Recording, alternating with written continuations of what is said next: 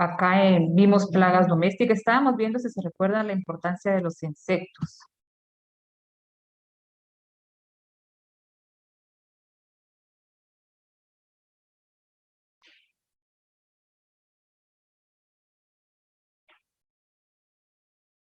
Entonces vimos plagas domésticas que podrían ocasionar algún daño dependiendo el comportamiento, el rol, el tipo de alimentación que ellos puedan presentar.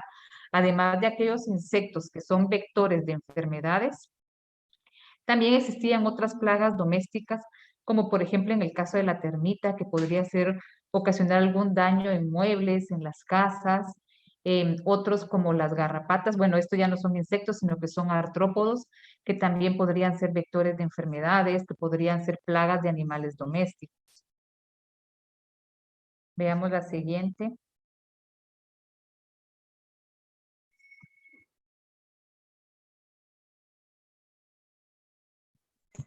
Y también habíamos hablado de plagas industriales, que en determinado momento, además, que pueden ser insectos que pueden contaminar el área de la industria, que pudiera ser, por ejemplo, la agroindustria, que manejan alimentos, también podrían ocasionar algunos otros daños, como en el caso de muebles, o bien la agroindustria necesita cumplir con cierta normativa en cuanto a la inocuidad de los alimentos, el cual ellos tienen que pasar por ciertas inspecciones y si no existe un buen control de plagas, ellos podrían ser multados, que podría ser un daño indirecto, ¿verdad?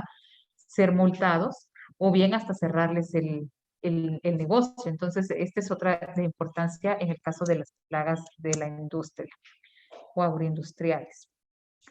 Luego vamos a ver entonces, como vimos que hay diversidad de insectos, distintos roles que ellos pueden tener en relación con el ser humano, así también la entomología pues ha creado ciertas ramas, o sea, se ha ido inclinando por ciertas especialidades y de allí vienen, podríamos llamar las ramas de la entomología.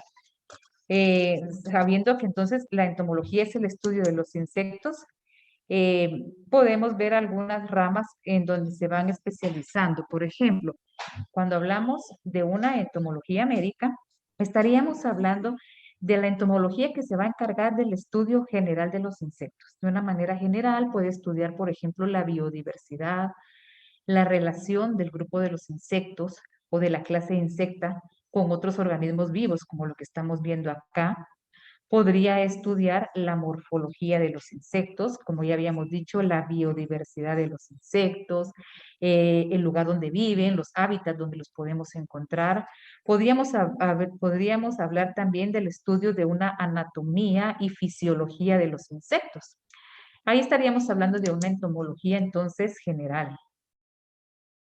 Luego podríamos estar hablando de una entomología médica cuando la entomología o los científicos se van a sesgar o a especificar en el estudio de insectos de importancia en la medicina, de importancia médica. ¿Quiénes podrían ser estos? Podrían ser principalmente insectos que son vectores de enfermedades. Creo que aquí nos habíamos quedado en una duda acá cuando hablábamos de la diferencia entre un vector y un transmisor. Hablábamos de la mosca doméstica, que ella solo va, si en algún momento en donde ella estuvo, se contaminan sus patas o su cuerpo de alguna bacteria que posteriormente lleva un alimento, es una bacteria que le puede ocasionar daño al ser humano, ella solo sería o estaría contaminando el alimento. Sin embargo, el vector, cuando hablamos de vectores, hablamos sí una relación directa entre un microorganismo que pudiera albergarse en las partes bucales, en las glándulas salivares del insecto, y algunos aún tener una relación mucho más grande en donde estos microorganismos, como por ejemplo un virus, pudiera, además de habitar en el insecto, en el cuerpo del insecto, circular en el cuerpo del insecto y reproducirse en el cuerpo del insecto. Entonces, es una relación directa en donde el vector, el microorganismo va a depender casi al 100% de su vector para llegar a infectar, en este caso podría ser al ser humano. Entonces esa es la diferencia entre un vector y un insecto que puede en determinado momento ser un contaminante.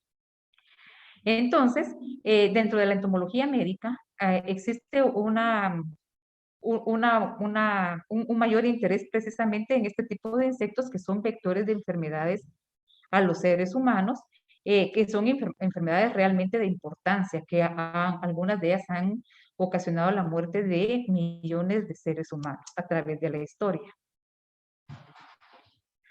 Un ejemplo de estos insectos vectores y de importancia médica son los mosquitos. Dentro de los mosquitos no solo es una especie que pueda ser de importancia médica, sino que acá les estoy escribiendo tres géneros de importancia médica: Aedes, Anófeles y Culex. Estos tres géneros, dentro de estos tres géneros tenemos una diversidad de mosquitos que pertenecen a cualquiera de estos géneros, que son vectores de enfermedades de importancia médica en el ser humano, que pueden ser vectores, por ejemplo, del dengue, la chikungunya, el Zika, la malaria, y que han sido ampliamente estudiados, ¿verdad? ¿Y quiénes lo estudian entonces? Esta rama de la entomología, que sería la entomología médica. Luego también tenemos una relación muy estrecha de la entomología con la veterinaria, que estaríamos hablando de una entomología veterinaria, que va a estudiar aquellos insectos que pueden ser plagas de, o parásitos también, de animales domésticos o animales que nos interesen en la producción pecuaria. Acá, por ejemplo, tenemos un gusano. Este es una mosca que ella oviposita, va a depositar sus huevecillos en el cuerpo en este caso, en el ejemplo que tenemos acá, del ganado vacuno. Entonces ella va a depositar y las larvas se van a alimentar del tejido vivo de la vaca. Y así es como ella va a ocasionar daños. Algunos de ellos necesitan salir a respirar a la superficie, por eso podemos ver algunos agujeros acá, que es donde ellos se alimentan del tejido y salen a respirar a la superficie. Entonces, acá dentro de ellos tenemos a Dermatobia hominix, que podría ser y esta herida abierta podría ser ocasionada por Coplomia omnivorax, que es conocido como el gusano barrenador del ganado. Este ya no lo encontramos en Guatemala, Dermatobia hominici, Coplomia omnivorax, ya es una especie que ha sido controlada y ya se extinguió, se llegó a controlar con tal éxito que ya no está presente en Guatemala ni en Centroamérica, ni Norteamérica. Entonces, este es un ejemplo de entomología médica, y luego podríamos hablar de una entomología agrícola, y dentro de la entomología agrícola muy relacionada a la entomología económica. Cuando hablamos de una entomología agrícola, estaríamos hablando de estudios de insectos que son de importancia en la agricultura, que pueden ser, como ustedes se recuerdan en la clase pasada, nosotros vimos que un insecto de importancia no va a ser únicamente importante porque puede ocasionar un daño económico, sino que también puede ser importante porque puede tener alguna función como benéfico, que nos proporcione algún beneficio. Entonces, acá dentro de la entomología agrícola, perdón, podemos encontrar cualquiera de estas dos ramas. Pueden ser benéficos, pueden ser perjudiciales como una plaga, y dentro de la entomología agrícola también podríamos hablar de una entomología económica. Cuando hablamos de una entomología económica, estaríamos hablando del estudio de los insectos que en determinado momento pudieran tener un impacto económico, y basado en este impacto económico nosotros estaríamos tomando decisiones para el control de los insectos. Entonces, acá también tendríamos esta rama. No sé si hay alguna duda o comentario. Antes que cambie de presentación, voy a colocar otra presentación, pero si necesitan ver algo antes de quitar esta, me comentan ustedes, por favor. Ingeniera, Sí, dígame. ¿cuál es la diferencia entre mosquito y zancudo? Eso es un nombre, son nombres comunes. Entonces, normalmente los pueden llamar mosquitos o los pueden llamar zancudos, no tendría mayor diferencia, aunque a veces el mosquito también hay otras especies que pertenecen a un grupo taxonómico distinto, que también se le puede llamar mosquitos, em, pero son nombres comunes, no hay mayor diferencia entre ellos. En nombre común, pues no existe mayor diferencia. Se puede emplear igual. ¿Alguien más?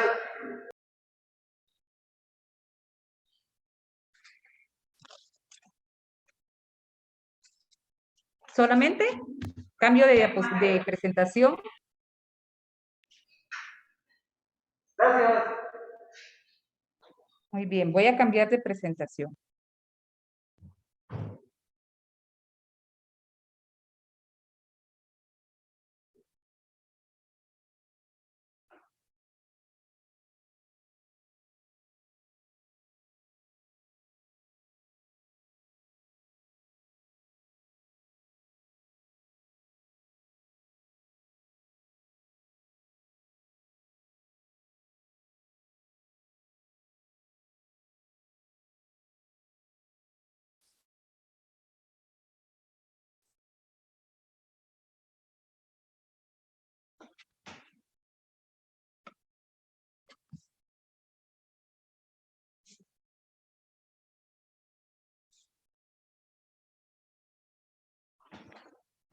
Muy bien. Entonces, continuando, vamos a ver primero o a reforzar el concepto de entomología, que ya habíamos hablado un poquito de la entomología, etimológicamente, es decir, las raíces de donde viene esta palabra, la palabra entomología, viene del griego entonces entomos, que significa insecto, entenmo, cortado en segmentos, que es una de las características que destaca a los insectos y de manera general a los artrópodos, que lo vamos a ver el día de hoy. Ya sabemos que es logo, tratado, estudio y acción. Entonces, cuando hablamos de la entomología, podríamos decirlo de una forma muy resumida, la ciencia que estudia de los insectos. En realidad, la entomología es una rama de la biología que estudia los insectos. ¿Y qué va a estudiar de ellos? Lo que habíamos hablado anteriormente cuando explicamos un poquito de la entomología general, va a estudiar la biología, anatomía, fisiología, morfología, ecología, importancia económica, comportamiento también, relación de ellos con otras especies también. Entonces es bastante amplia. Entonces eso sería entomología. Veamos un poquito de la historia de la entomología. Pues por ahí, por el siglo XIV, en Europa, se surgió, bueno, hubo una muerte muy masiva de personas ocasionada por la peste bubónica. Cuando sucede eso, empiezan a investigar qué era lo que estaba ocasionando la muerte a los seres humanos. Entonces empiezan a ver todas las posibilidades y detectan que, bueno, si es una enfermedad, pero ¿cómo es que estos seres humanos se enfermaban de la peste bubónica?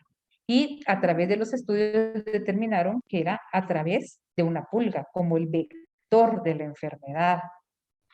Entonces, ¿cómo es que surge esta situación? Conforme va creciendo la población de los seres humanos, también se van creando hábitats idóneos para algunos insectos, como en este caso de la pulga.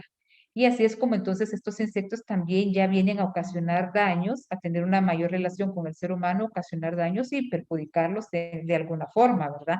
Como por ejemplo en el caso de la salud. Entonces, esta situación tuvo un impacto muy grande que entonces obligó a hacer estudios donde se determina que la pulga pues tenía que ver. Entonces, ahí es donde empiezan a hacer estos primeros estudios de la entomología, ¿verdad? El estudio no solo de la pulga como tal, sino que como vector de una enfermedad y su relación con los seres humanos, el impacto también que está ocasionando.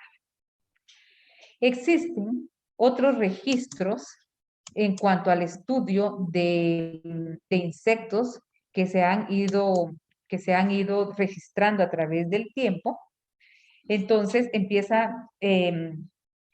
empiezan a realizar estudios. Permítame, se lo voy a admitir a un compañero. Muy bien. Se empiezan a realizar estudios, como les decía, como en el caso de la peste bubónica, como no solo en el caso de la peste bubónica y la pulga, nosotros, pues en ese evento en donde se hace este estudio, pues había una relación en cuanto al crecimiento poblacional, al comportamiento del ser humano y cómo afectaba, cómo llegó a afectar a las pulgas, cómo llegó a beneficiarlo en cuanto a su mayor propagación y el impacto que ellas tuvieron en el ser humano. Posteriormente también se determina que modificaciones del medio ambiente vienen a tener un impacto en los insectos. Un impacto que para ellos es un impacto positivo, en donde se incrementan las poblaciones, entonces hay una mayor expansión de los insectos a nivel territorial. Entonces, como tenemos aquí, un crecimiento de las poblaciones, crecimiento del impacto, que pudiera ser un crecimiento si estos fueran fitófagos, si se alimentaran de plantas, un crecimiento en donde iba a afectar a la agricultura, o como en el caso de la pulga, como un ectoparásito. Un ectoparásito es el que vive afuera de su huésped, como es el caso de la pulga. Entonces es crecimiento de estos vectores que también, y vectores de enfermedades, como en el caso que ya explicamos de la pulga. Entonces todo este impacto de los insectos hacia los intereses del ser humano, como el ejemplo de la pulga, que era un interés médico de salud para el ser humano, y en otros casos, como en el ejemplo de, si hablamos de un fitófago, el impacto que podía tener en la agricultura. Entonces, pues empiezan a incrementar los estudios hacia los insectos. Dentro de estos hay cronistas, como por ejemplo, hay registros, mejor dicho, de hace muchos millones de años, como cronistas egipcios que describen a los, en esas crónicas de los egipcios, describen cómo hay gusanos que destruyeron el trigo. Entonces ya había registros de plagas. Aquí tenemos otro ejemplo, ejemplo que lo conocemos hasta a través de la Biblia, ¿verdad? Con cronistas egipcios que describen a la plaga de la langosta atacando al pueblo egipcio, y fotografías de estas poblaciones de plagas. Todos estos puntitos negros que ustedes ven son langostas voladoras que atacan al pueblo egipcio, que eso se ha dado a través de miles de años y que ya han venido estudiándola. Acá tenemos precisamente con la langosta, tenemos registros desde la época de la Biblia que hablaba de la langosta, de millones de años atrás. También tenemos registros no tan lejanos, como por ejemplo en 1920, cómo la langosta afectó al territorio centroamericano. Entonces, a raíz del impacto de la langosta en 1920 del territorio a nivel de Centroamérica, entonces posteriormente, luego de ese daño, pues queda la lección y la necesidad de realizar estudios de la langosta voladora. Entonces, entre 1949 y 1954 se crea la campaña antiacrídica entre México y Centroamérica para el estudio de la langosta. Entonces, como ustedes pueden ver, estamos hablando de impactos de 1920, 1949, y de muchos años atrás, como en el caso de las crónicas egipcias que hemos mencionado. En esta época, entonces, se determina, o sea, no solo el estudio de quién está ocasionando daños, quién sea la langosta, sino que de su comportamiento, a tal punto que en esta época, acá queda registrado este mapa que hicieron en esta época, en donde marcan las rutas de vuelo de la langosta para esa época y en donde se están reproduciendo, y luego de su reproducción, para dónde se conducen ellas. Entonces, si hacemos un mapa en el tiempo, estamos hablando de la presencia de la langosta, registro de la plaga y de estudios de esta plaga. Estamos hablando de Egipto, de hace cientos de años. Luego estábamos hablando de 1920, el impacto de la langosta a nivel de Centroamérica. Estábamos hablando luego de 1950, estudios de la langosta en Centroamérica. Y se crean estos estudios porque realmente sigue afectando la plaga en el territorio centroamericano. Pero estos estudios no paran acá porque la langosta seguía haciendo daños. Entonces aquí tenemos otro ejemplo, entre el 2003 y 2009, tenemos aquí el territorio marcado. Entonces ya estos estudios ya nos están diciendo, bueno, qué plaga, qué especie es exactamente la que nos está ocasionando un daño. Entonces, en el 2013 se determina que tenemos acá la presencia de la langosta Schistocerca paiciformes, que es esta acá, que no es la misma de la que daña particularmente en la parte sur, la parte más sur de Sudamérica, que también se hacen algunos registros. Sí tenemos la presencia desde 2003 al 2009, la presencia de esta langosta, pero que posteriormente también se determina que existen otras especies.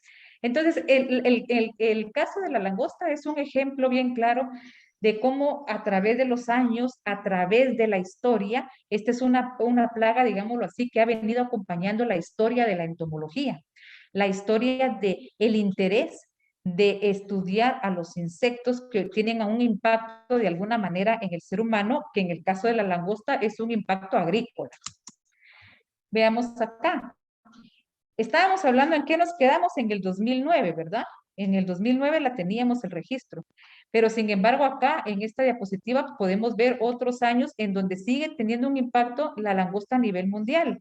Entre el 2019 y 2020 tenemos registros y noticias donde nos reportan oleadas de enjambres de langostas que recorren Kenia, Etiopía y Somalia. Y aquí estamos viendo todo esto que vemos aquí, son langostas, son mangas de langostas que están pasando por áreas agrícolas. Acá tenemos un registro para el 2020, mayo del 2020, cómo la langosta suramericana viene a ocasionar daños en Argentina y Brasil para mayo del 2020. Venimos hablando de la langosta desde las crónicas egipcias que estábamos mencionando, ¿verdad? Y acá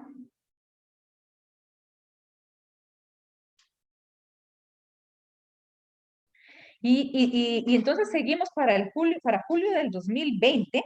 Estábamos hablando de Sudamérica, ¿se recuerdan? En mayo del 2020, en el diapositiva anterior estábamos hablando, en mayo del 2020 estábamos hablando de la langosta en Sudamérica. Ahora estamos hablando en julio del 2020, la langosta centroamericana, como OIRSA, el Organismo Internacional Regional de Sanidad Agropecuaria, en donde Guatemala es miembro de este organismo, Guatemala y Centroamérica recibimos una alerta para prestar una atención muy importante, que es lo que llamamos una vigilancia fitosanitaria de esta plaga en la región, porque se han registrado brotes de langosta para esta época.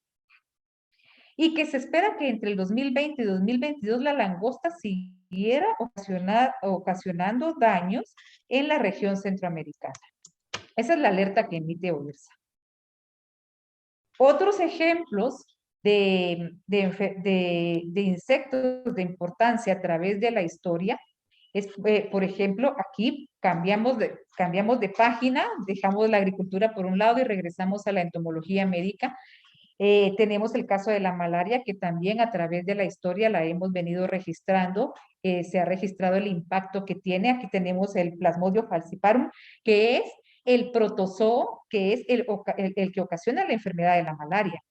Pero es el zancudo el vector de la enfermedad, es el quien lleva. Y entonces es lo que yo les explicaba, que existe una relación directa entre Plasmodium con su vector, con el mosquito zancudo.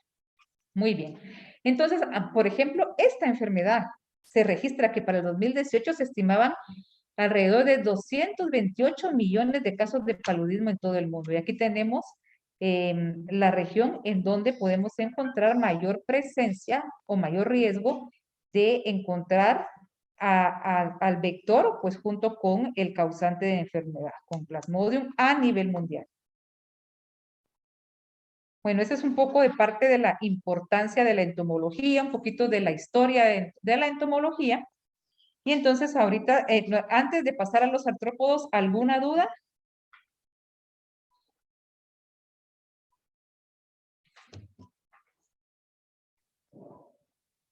Muy bien. Entonces continuamos con los artrópodos, que es lo que vamos a empezar a ver a continuación. Entonces, si ustedes se recuerdan, en la clase pasada yo les puse una diapositiva y en esa diapositiva había un diagrama que se llama diagrama de sectores, mejor conocido como el pie o el pastel, el diagrama de pastel o de pie, que era un círculo, si ustedes se recuerdan, en donde explicaban los porcentajes de abundancia de especies a nivel mundial, de distintas especies y grupos. Entonces, dentro de ellos, si ustedes se recuerdan, teníamos que al grupo más numeroso y diverso de los organismos vivos están los artrópodos. Dentro de ellos los insectos y luego le continuaban las plantas. Entonces, los artrópodos es un grupo muy grande y diverso. En los artrópodos, veamos primero de dónde viene esta palabra. Los artrópodos vienen del griego artro, que significa articulación, y pous, pies. Ellos se caracterizan porque su cuerpo está segmentado y presenta patas articuladas, es decir, que son patas que tienen varios segmentos y en cada segmento, en los extremos están un poco más delgados. porque esa reducción del área le permite movilizar, tener mayor movilidad de la pata. Entonces, es lo que eso es lo que le conocemos como articulación, ¿verdad? Las patas articuladas. Entonces, como ya habíamos dicho, constituye el filo más numeroso y diverso del reino animal. Entonces, ¿qué características llevaron a los artrópodos a tener tal éxito de llegar a ser considerados o llegar a ser realmente el filo o grupo más numeroso y diverso? Ahora, lo vamos a ver a continuación. Solo para aprovechar esta diapositiva, podemos ver la imagen en donde podemos ver una diversidad de artrópodos. Acá lo que más tenemos en esta diapositiva son artrópodos, pero que pertenecen al grupo de los arácnidos. Toda esta diapositiva tenemos el grupo de los arácnidos, es decir, donde están las arañas, las garrapatas, los ácaros, todos ellos pertenecen a los arácnidos y los arácnidos pertenecen a los artrópodos. Tenemos aquí un escorpión, un pseudoescorpión, todos ellos pertenecen a los arácnidos. Entonces, características que los llevaron a tener gran éxito. Los artrópodos se caracterizan porque poseen un esqueleto externo, el cual también es llamado exoesqueleto. Es probable que ustedes en la literatura en algún momento lean exoesqueleto, entonces ya saben ustedes que eso se refiere a un esqueleto externo. ¿Y qué se refiere a un esqueleto externo? Pregunto, nosotros, ¿en dónde tenemos los huesos? ¿Podemos ver nuestros huesos? No, ¿verdad? En el No interior. los podemos ver porque los tenemos internos, ellos están cubiertos por músculos, por la piel, entonces nuestro esqueleto es interno, está cubierto por la piel y los músculos. En el caso de los artrópodos, su esqueleto es externo o se llama exoesqueleto porque esa estructura rígida del cuerpo de ellos está expuesta. Es como una caparazón que cubre todos los demás órganos. Y por eso se llama esqueleto externo, a diferencia de nosotros, que el de nosotros es interno. El de ellos, por ejemplo, para que sea más fácil de identificar, si vemos un escarabajo, esa rigidez del escarabajo, ese es su exoesqueleto. El exoesqueleto es una estructura rígida formada principalmente de quitina que le da esa estructura rígida. Entonces, esa es una característica. Esta característica de tener su exoesqueleto o esqueleto externo es una ventaja porque el esqueleto le sirve a los artrópodos para protegerse de golpes, de enemigos naturales. El mismo exoesqueleto tiene cierta regulación para evitar la pérdida de agua en el cuerpo del insecto. Entonces, esa es una ventaja que tienen los artrópodos. Luego habla de articulados. Presenta apéndices, es decir, estructuras externas en su cuerpo, como las patas, las antenas, que son articuladas. Ya les expliqué que articulado tiene ciertas, en los extremos de cada segmento, es un poco más delgado que le va a permitir darle movimiento a esas piezas. Los primeros artrópodos no eran articulados, entonces a ellos se les dificultaba mucho el caminar y era una desventaja para ellos porque entonces no podían huir con facilidad, por ejemplo, de algún enemigo, de algún peligro. En cambio, ya con patas articuladas, pues ellos ya tenían mayor movilidad. El exoesqueleto en un principio también llegó a ser un obstáculo para ellos porque pues era muy difícil su crecimiento, entonces posteriormente ellos fueron evolucionando y crearon otras ventajas para ellos que vamos a ver más adelante. Entonces, dentro de ellos, dentro de los artrópodos tenemos a los insectos, que de ellos vamos a estudiar específicamente. Tenemos los arácnidos, como todas las fotografías, la diapositiva que vimos anteriormente. Los crustáceos también están dentro de los artrópodos, es decir, que están bastante cercanos a los insectos. Y los miriápodos, como el 100 pies y los 1000 pies. Entonces, todos ellos pertenecen a los artrópodos. Entonces, aunque son grupos separados, como pertenecen a un mismo grupo, que son los artrópodos, podemos decir que están muy cercanos entre ellos evolutivamente, como vamos a ver a continuación. en cuanto al origen de los artrópodos. Existen artrópodos registrados, eh, por ejemplo, aquí el trilobiote o trilobiotes. Este es un artrópodo que él ya no está. Esta especie sí está extinta, este grupo está extinto, ya no lo tenemos, pero es uno de los primeros artrópodos que existían. Existían entonces algunos que vamos a ver a continuación. ¿En dónde? ¿Desde cuándo? ¿Desde cuándo tenemos registros de la presencia de artrópodos? Desde la era paleozoica, desde acá ya existían los primeros artrópodos. Claro que eran muy grandes, pues tenían lo que les decía, pues la articulación no estaba bien definida, entonces tenían ciertas desventajas, de los cuales ellos fueron evolucionando, fueron modificando, y que por esto decimos que es un grupo de gran éxito, porque todas estas modificaciones le han permitido seguir, no solo seguir representando a su grupo como tal, sino que tener un grupo muy diverso y numeroso. Entonces, veamos el origen de los artrópodos. Entonces, dentro de los estudios que se han hecho, de los primeros estudios de los artrópodos, se ha determinado que los artrópodos, pues, todavía no tenían un cuerpo dividido en regiones. Sí habían algunos segmentos, un cuerpo segmentado muy parecido al de la lombriz de tierra. La lombriz de tierra, esta que estamos viendo acá, pertenecen al grupo de los anélidos. Entonces, dentro de los estudios de los artrópodos se ha determinado que ellos, por ser muy similares a los anélidos, se dice que sus ancestros, los ancestros de los artrópodos son los anélidos, o sus antepasados son sus anélidos, son los anélidos.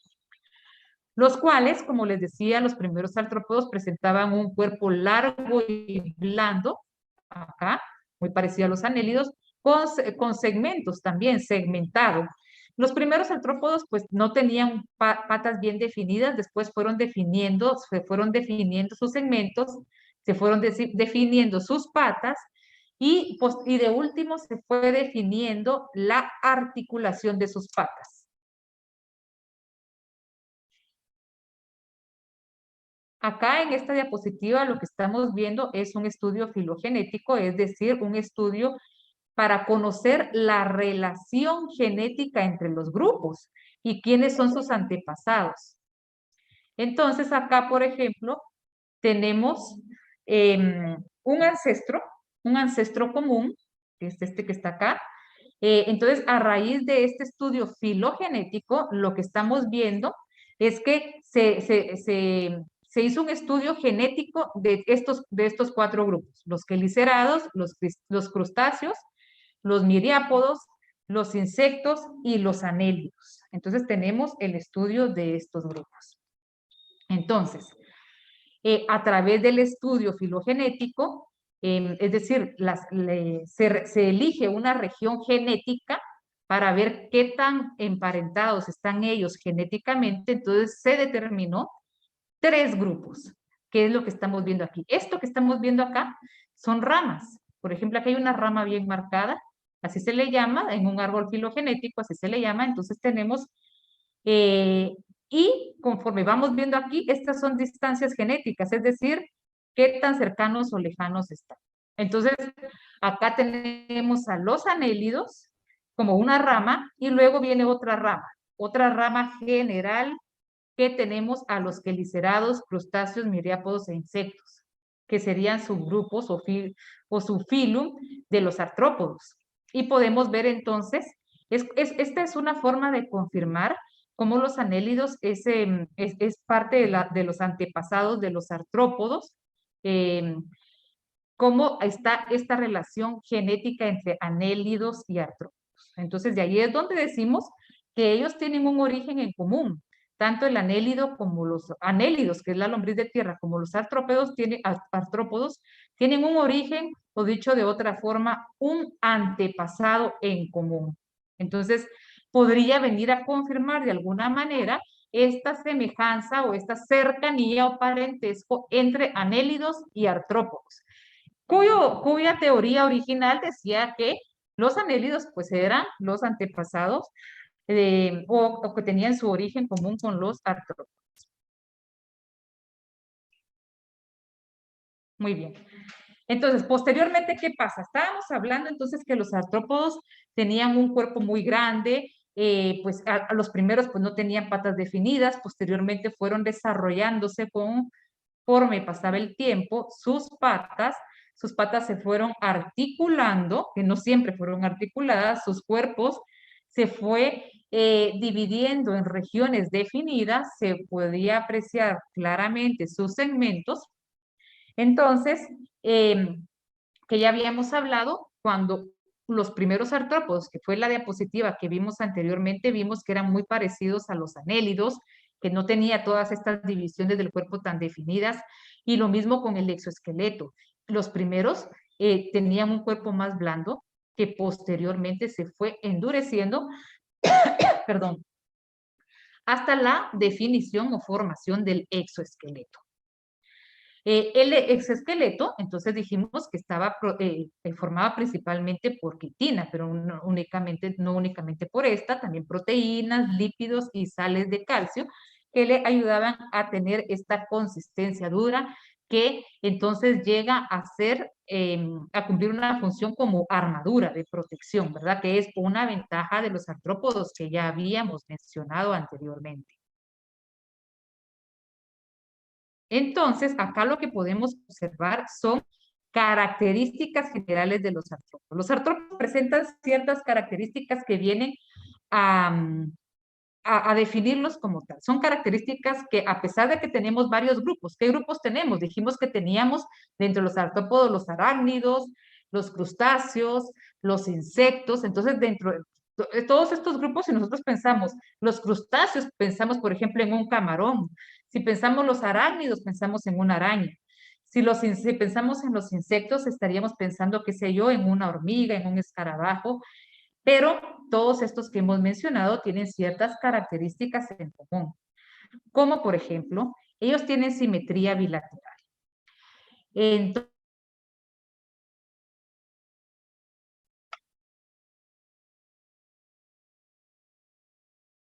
Entonces, como les decía, voy a compartir la presentación. Ah, muy bien. Identifíquenlo, por favor. Necesito que identifiquen el nombre de la persona o de la sección para que yo pueda ingresarlos. Estoy dejando una sección fuera, ¿cierto? HP es una sección, dice. Déjenme ver. Sí, sí, sí, es una sección. Ahorita voy, porque ahora dónde, ya vi, ya sé dónde los veo.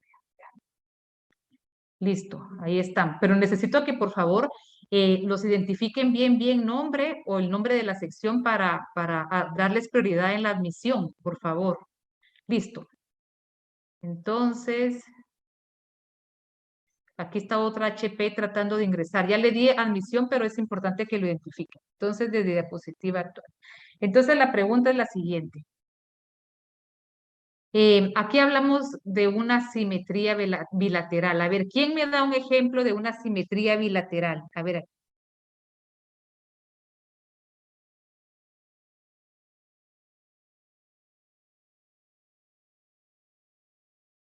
aquí está el ejemplo, miren. Nosotros tenemos una simetría bilateral.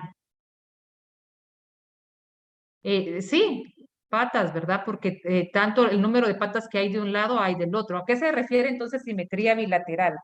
Primero lo voy a explicar. Cuando hablamos de una simetría bilateral, quiere decir que todo lo que hay de un lado, como en este caso, que está señalado aquí en este dibujo, va a estar en este otro lado. Cuando hablamos de una simetría bilateral, aquí tenemos el ejemplo del ser humano, quiere decir que partimos al ser humano por la mitad y todo lo que esté en una mitad va a estar en la otra mitad. A ver, ¿alguien está levantando la mano? Maestra, tengo una duda. ¿Sí? La diapositiva dice nadar y marca las patas y dice andar y marca la cola. O sea, que Así nada con las porque patas y camina con la cola. ahí hay un error, ahí hay un error. Pero voy a terminar de explicar esto y cuando llegue ahí, entonces lo vamos a ver. Ahí está al revés. pero ahorita llego para allá. Solo veamos aquí en simetría bilateral. Entonces, como les decía, todo lo que tenemos de un lado lo vamos a tener del otro lado, en el cuerpo. Por ejemplo, el ser humano tiene simetría bilateral. Hay algunos otros que tienen, perdón, una simetría radial. Por ejemplo, una simetría radial es que partamos por donde partamos el cuerpo, sí, hablemos del cuerpo de un individuo, va a ser igual. Por ejemplo, algún animal que es circular, una estrella de mar, lo partimos por donde hagamos esas divisiones, va a ser igual. Esa es una simetría radial. Algunos tal vez no tengan ninguna simetría, y en los artrópodos se caracterizan porque presentan una simetría bilateral, es decir, que de un lado como del otro van a tener las mismas características, los mismos apéndices. Si hay una pata, del otro lado hay una pata; si hay un ojo, del otro lado hay un ojo; si hay una antena, del otro lado hay una antena; si hay una pinza, del otro lado hay una pinza. Luego, otra característica es la presencia del exoesqueleto, que ya hablamos bastante del exoesqueleto, ¿verdad? Que está reforzado aquí con quitina, carbonato de calcio. Dice que son elementos que lo hacen muy fuerte y resistente, que le sirve entonces de protección. Y lo último que es que presenta apéndices articulados. ¿Qué quiere decir apéndices articulados? Quiere decir que tiene, recuerdan que yo les decía que tenían ciertas partes un poco más delgadas que le va a permitir moverse, le va a facilitar el movimiento de estos apéndices o de estas estructuras externas del cuerpo. Y estos apéndices pueden tener distintas funciones, como por ejemplo sensoriales, cuando hablamos de las antenas, las de defensa, eh, o que pueden emplear para la cacería, para conseguir su alimento, como en estas que son pinzas. Lo que tenía duda acá, bueno, alimentación, porque las piezas bucales de los artrópodos también tienen ciertas articulaciones que le permiten moverse a sus piezas bucales. Tiene una serie de estructuras que son articuladas, es decir, que le permiten moverse, como las mandíbulas, las maxilas, los palpos, dentro de las piezas bucales o de la boca, dicho de otra forma, de los artrópodos. Los que les permiten, algunas estructuras que le permiten nadar y otras que les permiten andar o caminar, ¿verdad? En sí, en concreto, estaríamos hablando de estructuras o de apéndices que le permitan movilizarse. Digámoslo de otra forma, apéndices para la locomoción. Entonces, esas serían las principales estructuras que van a contener los artrópodos. Cualquiera de ellos. ¿Quiénes son cualquiera de ellos? Como decíamos, cualquiera de todos estos grandes grupos que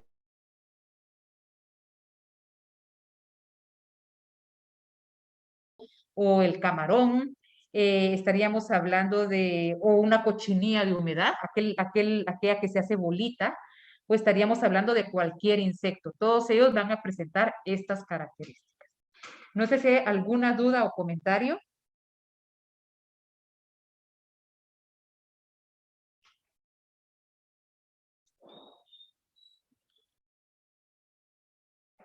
¿Estamos? Bueno, en realidad nos quedan 5 minutos para que se acabe el periodo, entonces yo quisiera aprovecharlo para alguna duda o alguna noticia para no salir tan corriendo. Entonces no sé si alguien quisiera comentar algo.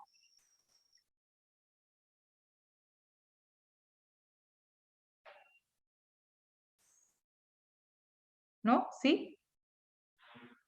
¿No?